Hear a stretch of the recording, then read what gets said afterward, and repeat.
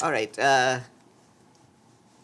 Good afternoon again, and we are now pleased to be joined by our guest, Andrew Saberton, the UNFPA Deputy Executive Director for Management, who recently visited Chad and can talk to you about that. Mr. Saberton, welcome. Thank you very much, and good afternoon, ladies and gentlemen.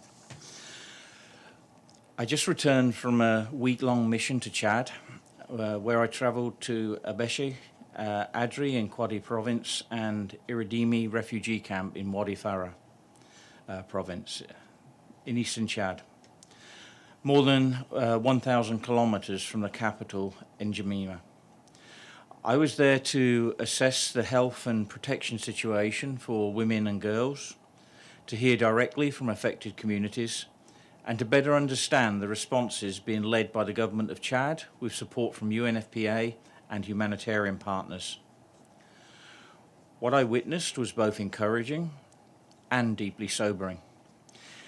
Encouraging progress in advancing the health and rights of women and young people, and sobering evidence of the immense pressures that conflict, displacement, and chronic underinvestment continue to place on already fragile systems.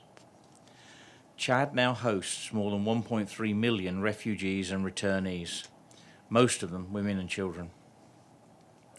This is a country facing enormous challenges of its own, including widespread poverty, a fragile health system, limited infrastructure, and one of the world's highest maternal mortality rates. And yet it continues to keep its borders open to people fleeing violence. That solidarity should not be taken for granted.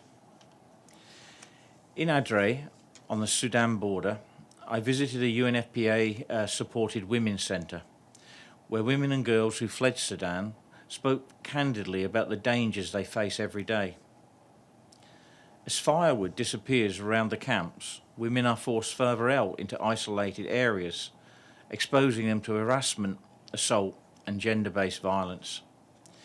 Yet along this hardship, I also saw resilience. The Women's Centre is helping women rebuild their lives through psychosocial support, vocational training, and small income-generating activities that restore both dignity and a degree of independence. In Abeshi, in eastern Chad, I visited a one-stop centre and a fistula treatment centre supporting survivors of violence and women suffering from severe obstetric complications. There I met a young fistula survivor whose story I won't forget. Married at 15, she endured 3 days of obstructed labour with no medical assistance during her first pregnancy. Her baby died, and shortly afterwards her husband abandoned her. She lived with fistula for nearly 10 years before receiving treatment just a few months ago. But now, already, she's under pressure to remarry, placing her at risk of reliving the same trauma again. Further north in Wadi Farah, where Iridima refugee camp is located, I saw the refugee response is under growing pressure. I saw overstretched health services struggling to respond to the needs of both refugees and host communities. In Wadi Farah province alone, local authorities report more than 333,000 refugees across approximately 81,000 households, with women and children accounting for more than 75% of the population.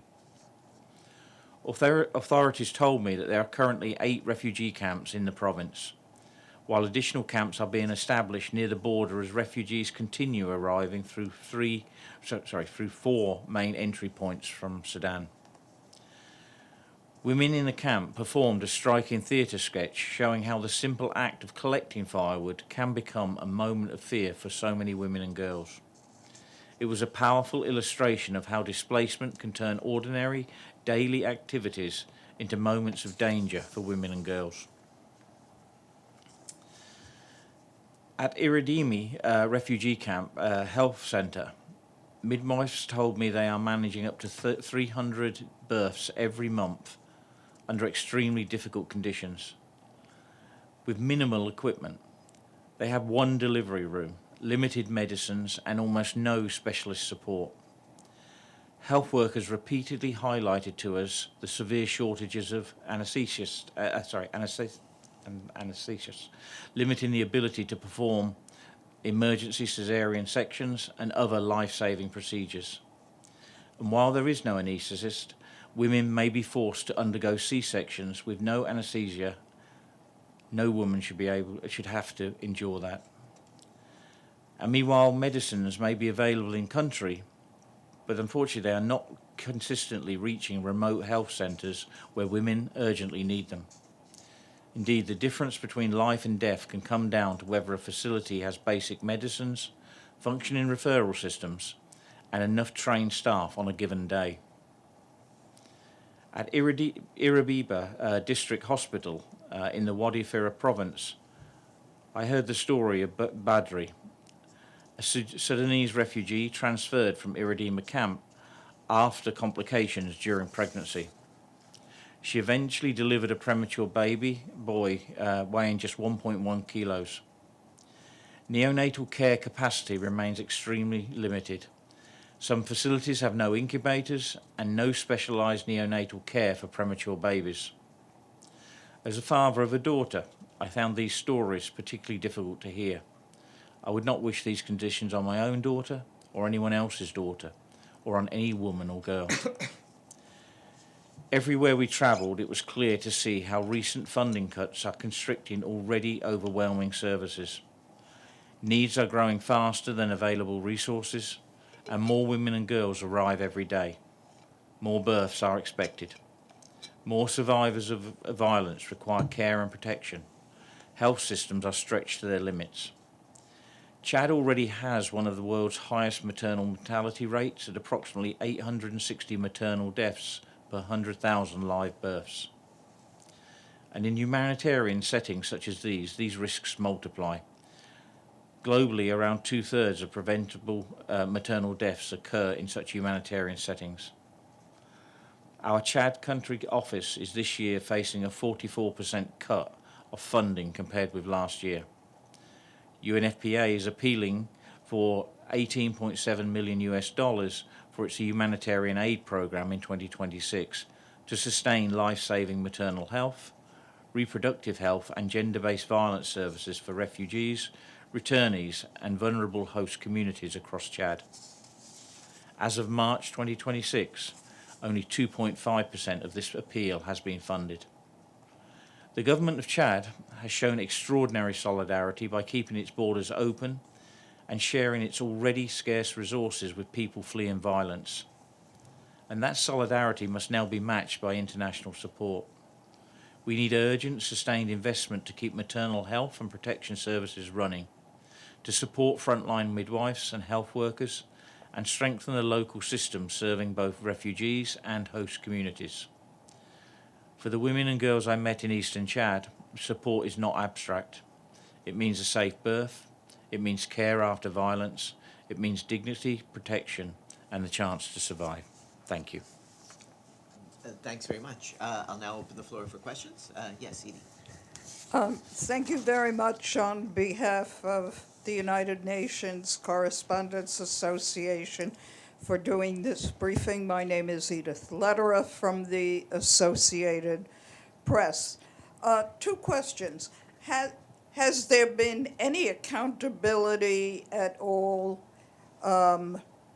for the sexual violence and rape against some of these women fleeing from Sudan, certainly, but also in camps?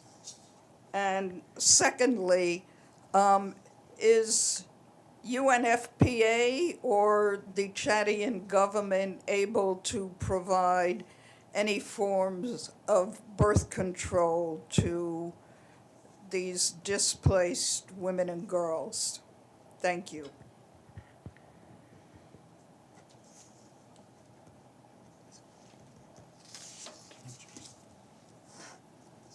Do you want me to respond to that? Yes. Thank you very much for the question. Actually, in all of the one-stop centres that I visited a different one every day. we actually have a mixture of services that are actually provided on the spot. So you have the first, like a triage process when a victim is referred to the centre or comes in voluntary to the centre, where they're assessed if do they need any medical attention for physical harm or whatever. And if they do, they can be referred to the medical services. Many of these centres are next door or within the compound of medical facilities. They also have a psychosocial assessment to talk about the and to shall we say get this out of the system, to share their experience in here, and sometimes actually talk to other survivors, or can be during the process. At all of the centres, there is always, at all the centres I saw, they have access to the jurisdiction, the judiciary system. There is actually a policeman or a lawyer literally there who can advise them of their rights on how to put a case together, and how to actually take that to the courts. Now, of course, and that we see that is actually being used quite extensively. But the situation, there's two then things that coming as a bit of a blockage. Many of these victims do not want to take it further. They don't want to actually name the perpetrator, frankly, because there are no safe houses to go to. Often these women are going to go back into that community if they don't have family elsewhere, and that's always a problem that certainly acts as a blockage. The second thing is of course, the once you go through the judicial system to try and assuming you know your perpetrator, he can be found, it then becomes an expensive process too, and certainly they often do not have the resources to there. If I can just give you one fact, in the actual Iridima camp that I actually visited, there was, I think, in between 50 and 60,000 people there. Over 70% are women and girls. There are only 3 policemen policing that camp. It's better than some, but it's still way too below there. So the UN system is taking action as much as possible to protect them. We are creating the safe spaces. We are creating the community spaces. We are creating the allowing the women's groups also to talk about survivors, to encourage more uptake of action, and also to spread the word for other survivors to come in. Other parts of the UN are looking, well, we need, for example, better lighting in the camps. So it's completely dark at night. Lighting would actually prevent some of this from happening. So there is access to, pathways to bring the perpetrator to justice. Of course, it's far from perfect at the moment, but we believe every woman should have the right to actually take that action.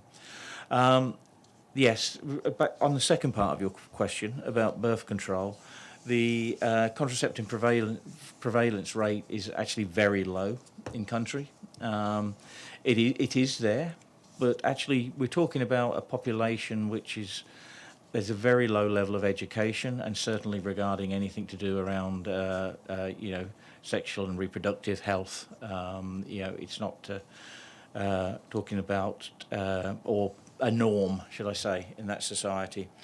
The prevalence rates for traditional methods is around 6%, just over 6%.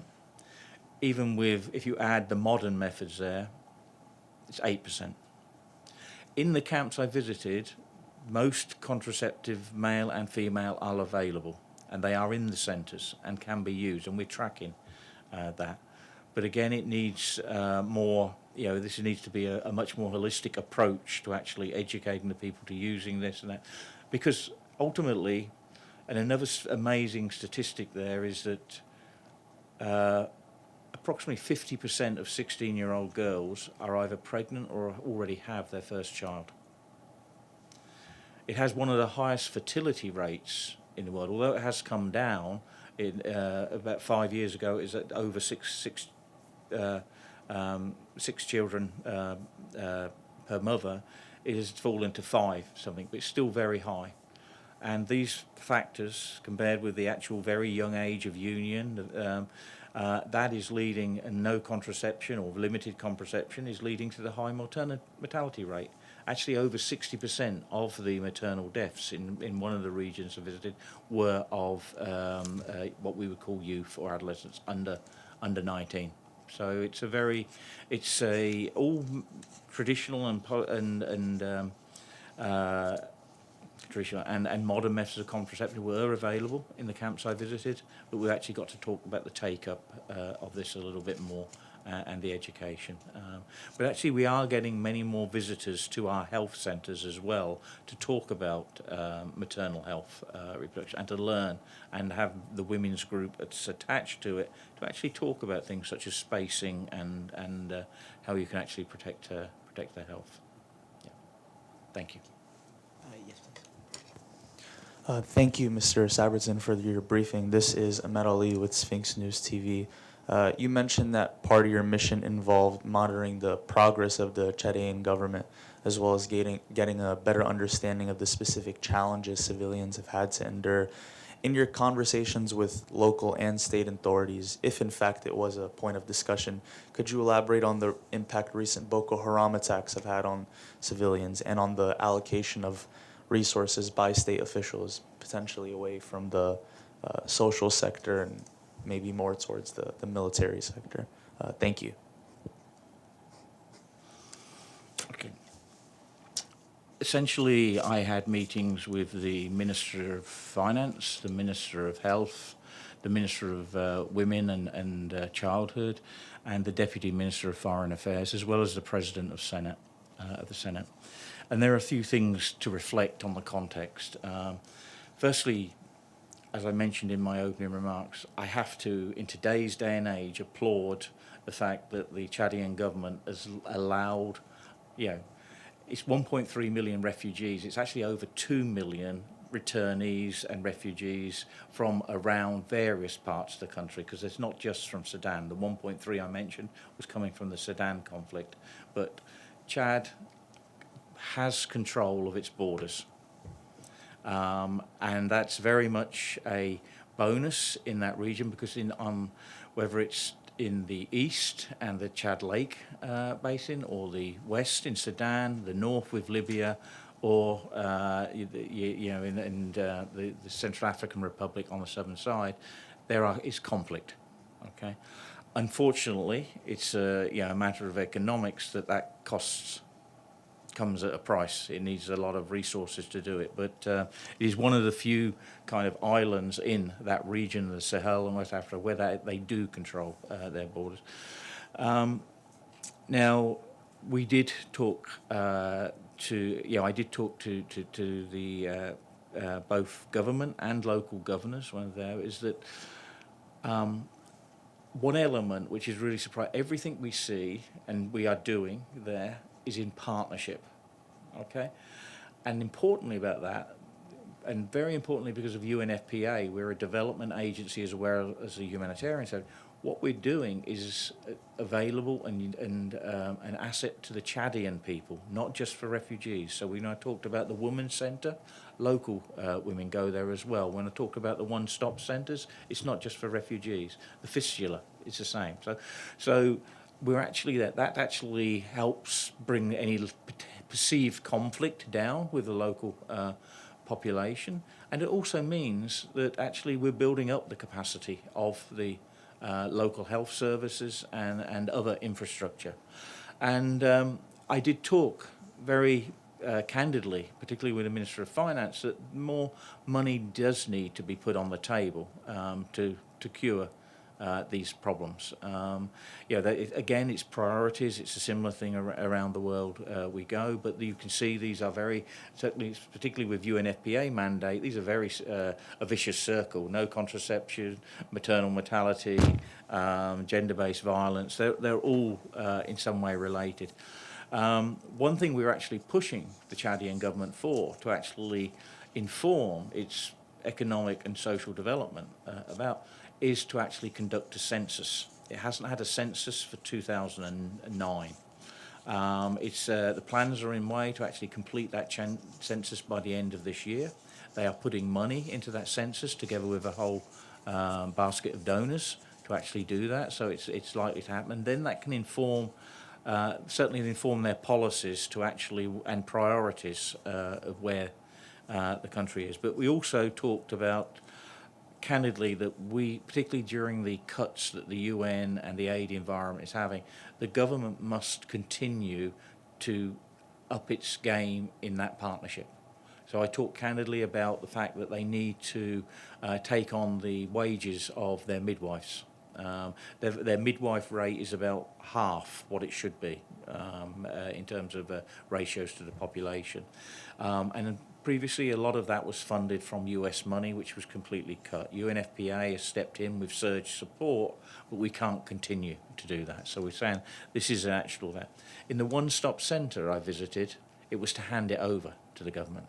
And I actually made commitments statements in that handover ceremony that we will come back and we want to make sure that equipment is used properly, and is available to things, and it is not, it is actually money well spent. Because my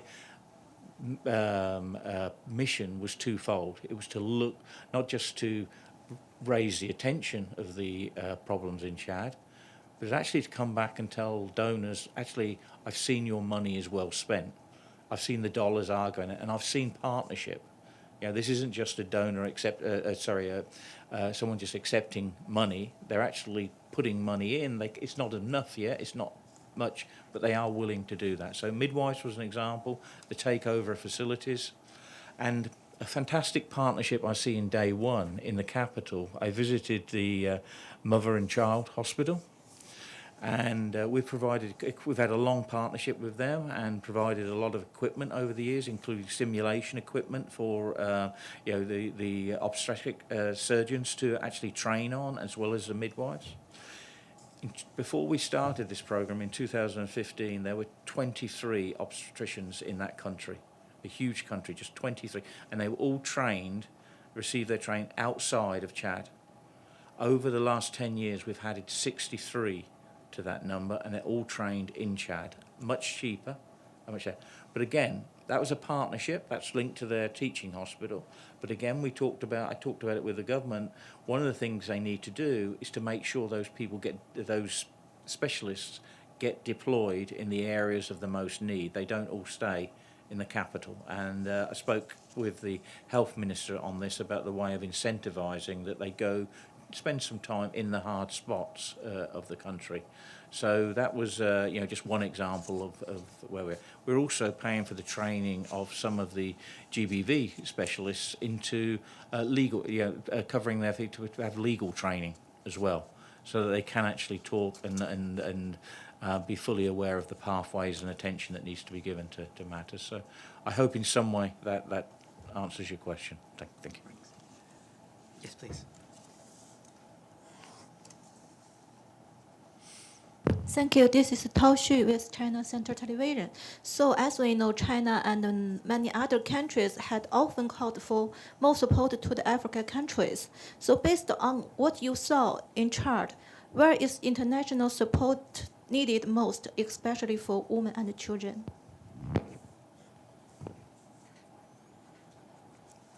Okay. Yeah, as I already mentioned in some of my notes, the funding situation is dire in Chad. And let's be honest, one of the reasons I'm here is to raise the profile of Chad, because let's face it, and you as correspondents know, at this moment there is so many crises in this world. There are so many dire humanitarian contexts that need attention, but unfortunately the attention tends to be limited to just a few, and countries like Chad just, shall we say, disappear off the radar. So this is an attempt to actually say, well, there are big crises that are not getting attention, and usually attention means dollars as well. They're not getting that. So I'm trying to raise the profile of that, trying to raise the profile of the partnership. It's well underfunded. As I say, the humanitarian appeal we launched at the beginning of this year required 18.7 million. It's only 2.5% funded at this moment in time. UNFPA can put money in of its own resources as well. But as I mentioned, it's 44% cut since last year. Primarily the funding cuts from the US, which accounted for about 25% of that. So it's the answer. It's probably an answer you're fed up of hearing, but it's about prioritisation, prioritisation, prioritisation. And it's prioritisation with the government. Okay, we need to work with this. We need to make sure that when we're providing you supplies, you have put resources into the logistics system to get them to the last mile beneficiary. They don't sit in a government warehouse. When we provide you with equipment, you make sure you have your specialists able to use the equipment in these centres. So we're trying to do that needs assessment of what they need most in the country, but all the work UNFPA, all of the 4 outcomes of UNFPA are at a crisis, well, 3 are at a crisis point and 1 is severely needed. So our 3 outcomes in our strategic plan last year are to accelerate the end of preventable maternal deaths. And I said they've got 860 to 100,000. That's one of the maternal deaths to 100,000. That's one of the highest in the world. To end the need for contraceptives, if to make them available, so there's no a gap between need and the prevalence rate, and it's not just providing contraceptives, which we do, but we need to do more of. But it's actually educating the people on how to use them, male and female. The third area we work on is ending violence against women in all its forms, be it gender-based violence or FGM. And that is a very difficult one to do. I mean, of course, the physical attacks and that we will treat, as I mentioned, in the one-stop centres, and we will get action. But we also have to deal with the norms, and we have to get the government and the people to change their way of thinking about what is acceptable or not. And it's about educating men and boys just as much as it is about educating women and girls. We're doing all of those 3 things in which are our 3, what we used to call our 3 zeros, but are now 3 outcomes of our strategic plan. And the fourth outcome we have in our strategic plan, again, is demographic resilience, and that's centred around the census, which we're actually pushing for, the first one for over 20 years, 17 years in Chad, so that they know who their population is, where it is, what its build-up is, and to put together with the limited money the priority policies to actually achieve the best outcome. It's partnership, and the bottom line is it's the old economic problem of infinite needs but finite resources. So. Yeah, and we have a question online from Abdul Hamid. Thank you, Mr. Saberton. My name is Abdul Hamid Sayan from the Arabic Daily Al-Quds Al-Arabi. Last time, sir, you spoke to us, you just came from Gaza. I know this subject today is Chad, but if I may ask you, and it's up to you to answer or to decline, if you have any update about the situation of women in Gaza in the light of the latest development. Thank you, sir. I can't say I have any very specific updates, sir, since my visit. I know whilst the border was open, we were able to get, UNFPA was able to get many of its supplies across the border. You remember when we spoke, I think we had about 200 trucks stuck at the border with everything from menstrual kits to health kits, etc. The vast majority of those went in before the border came in. Our partners are working. But I would actually, if you don't mind, I'll just turn it round one little bit as to actually something I said in that press conference. Because if you remember, I was actually 2 days after the ceasefire, as we would call it, I was in there. And actually one thing I asked was that no one should actually think that ceasefire stopped thinking about Gaza now. It's not a case of ceasefire and, okay, we forget a problem. It's actually just the start of the situation. And that's my worry, is maybe the attention has been a little bit lost on Gaza since the ceasefire, but the suffering and the difficulty of particularly the population, but particularly women and girls, continues. And UNFPA will stay and deliver and do the best it can in the situation. But I can't give you any specific statistics or facts at this moment in time. So, but we are still there. We are still working in what is a very desperate situation. Thank you. Thank you, sir. Great. And with that, I'd like once more to thank our guest, Andrew Saberton, the Deputy Executive Director for Management of the UN Population Fund. Thanks very much for your briefing. Thank you. And have a great afternoon, everyone.